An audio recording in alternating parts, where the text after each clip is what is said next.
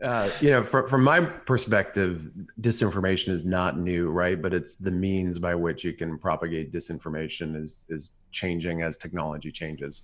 Um, but I think that less of it is really about disinformation with any sort of strategic outcome other than the outcome of us becoming less trusting of the institutions in society. Yeah. So for me, disinformation is less about getting us to pursue a particular belief system or particular idea, and more about getting us to argue with each other. And Right. then when the outcome is not the outcome that I personally prefer, that I feel like I have a legitimate backstop for discrediting that.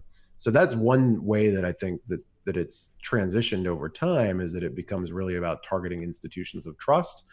Voting in election security is a great vehicle for that, right? Because voting is a trusted institution of a democratic society.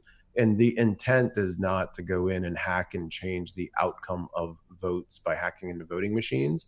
The intent is for citizens to question whether that is possible and that happened, so that when the person that they prefer to win the election doesn't, that they can question the entire legitimacy of it.